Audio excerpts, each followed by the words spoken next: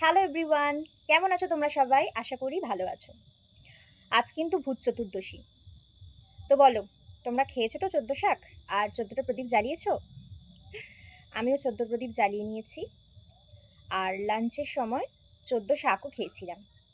কিন্তু একটা প্রশ্ন কিন্তু থেকেই যাচ্ছে। কি বলো তো? এই ১৪ শাক খেয়ে আর ১৪টা প্রদীপ জ্বালালেই কি ভূত পিশাচদের কাছ থেকে রেহাই পাওয়া যাবে? হুম? না, না, আমি পরলোক গমনকারী ভূত পিশাচদের কথা বলছি না। আমি তো নররূপী ভূত পিশাচদের কথা বলছি, যারা এইসব ১৪ শাক ১৪ প্রদীপের কোনো পরোয়াই করে না। তারা তাদের ইচ্ছে মতো যখন খুশি অন্য মানুষদের ক্ষতি করার চেষ্টা করে যায়। তাই এই ভূত চতুর্দশীতে ১৪ শাক খাওয়া এবং ১৪টা প্রদীপ জ্বালানোর সাথে সাথে সারা বছর নিজেদের চোখ কান খোলা রাখুন। আর এই সমস্ত নররূপী ভূত পিশাচদের থেকে দূরত্ব বজায় রাখুন, সতর্ক থাকুন। আর এখন তো মানুষই মানুষের সব থেকে বড় শত্রু। না, না, সব মানুষ নয়, কিছু মানুষ রয়েছে যারা এরকম অন্যের ক্ষতি চায় এবং অন্যের কোনো বিপদ দেখলে বা খারাপ সময় দেখলে তারা খুব আনন্দ পায়।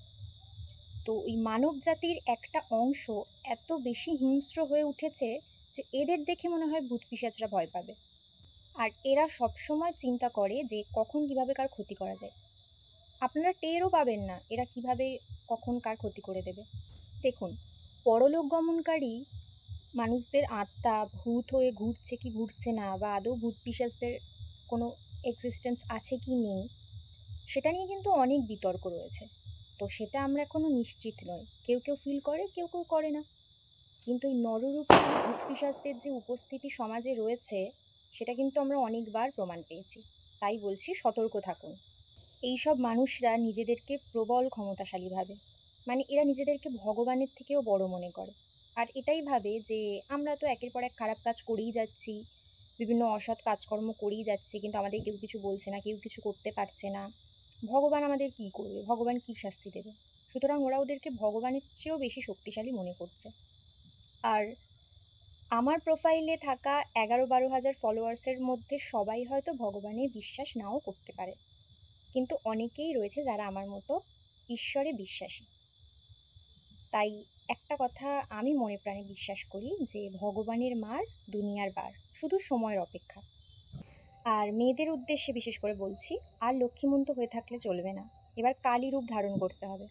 হ্যাঁ, ঘরের মধ্যে নিজের কমফোর্ট জোনের মধ্যে তুমি লক্ষ্মীমন্তই হয়ে থাকো, কিন্তু বাইরে অচেনা জায়গায় যেখানেই বিপদ দেখবে সেখানে তোমাকে কালী রূপ ধারণ করতেই হবে। কারণ বলা যায় না, অচেনা জায়গায় রাতের আঁধারে তোমাকে পরলোকের ভূত পিশাচরা আক্রমণ না করলেও নররূপী পিশাচরা যে আক্রমণ করবে না সেটা নিশ্চিতভাবে বলা যাচ্ছে না। তাই চোখ কান খোলা রাখতে হবে, সতর্ক থাকতে হবে, সবাইকে একত্র হয়ে নিজেদের জায়গাটা নিজেদেরকেই সুরক্ষিত করে রাখতে হবে। আর একটা কথা আছে, ভগবানকে ঘর দের হ্যায়, অন্ধের নেহি হ্যায়। তো অপেক্ষাটা শুধু সময়ের, প্রত্যেকেই যে যার কর্ম অনুযায়ী ফল ভোগ করবে। দীপাবলির প্রারম্ভে সকলের জীবন থেকে আঁধার কালিমা, দুঃখ শোক, বিপদ আপদ মুছে যাক।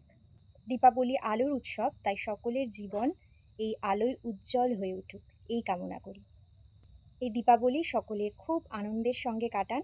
তবে একটাই অনুরোধ রইল, বাজি ফাটান, মজা করুন, কিন্তু কুকুর বিড়ালদের মতো নিরীহ অবলা জীবজন্তুদের সঙ্গে এই বাজি নিয়ে কোনো রকম মজা ঠাট্টা করবেন না। কারণ উৎসব তো সবার, তাই এই আলোর উৎসব ওদের মতো নিরীহ জীবজন্তুদের জন্য যেন ভয়ের কারণ না হয়ে ওঠে, এটাই একমাত্র অনুরোধ। আর কারোর ব্যক্তিগত চিন্তাভাবনাকে আঘাত করা আমার উদ্দেশ্য নয়। আমি আমার স্বাধীন এবং একান্তই ব্যক্তিগত মতামত সবার সাথে শেয়ার করলাম। সবাইকে আরও একবার জানাই শুভ দীপাবলি। সবাই খুব ভালো থাকুন, সুস্থ থাকুন এবং সতর্ক থাকুন। ধন্যবাদ।